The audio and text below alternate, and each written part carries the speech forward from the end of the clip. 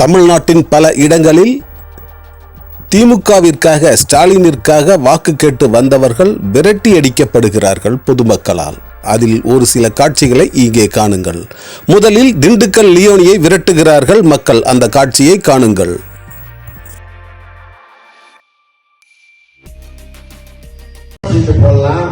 ஒரு நகைச்சீட்டு போடலாம். ஆனா இதே 2000 ரூபாய் ஆம்பளையில் கொடுத்தா வேட்டி சீட்டு போட முடியுமா?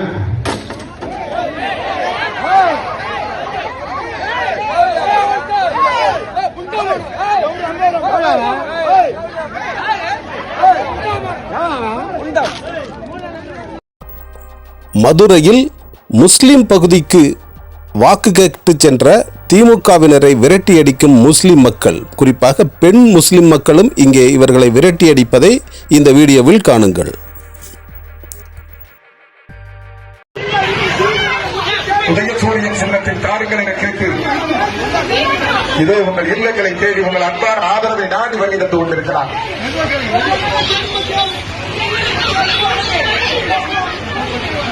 அவங்க இல்ல இங்க வர விடுங்கடா.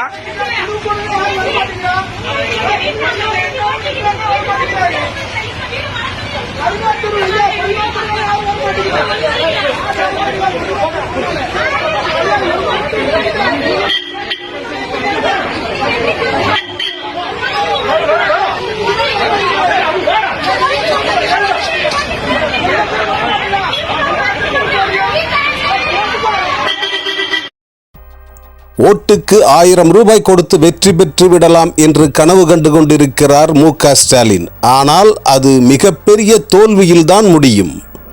திமுக தோல்வியடையும், மு.க. ஸ்டாலின் தோல்வியடைந்து விடுவார் இந்த முறை என்பதுதான் பொதுமக்களின், பெரும்பாலான பொதுமக்களின் கருத்தாக இருக்கிறது. எடப்பாடி பழனிசாமி வெற்றி பெறுவார், அதாவது அதிமுக வெற்றி பெற்று முதல்வராக எடப்பாடி பழனிசாமி தான் வருவார் என்கிறது பெரும்பாலான கருத்து கணிப்பு.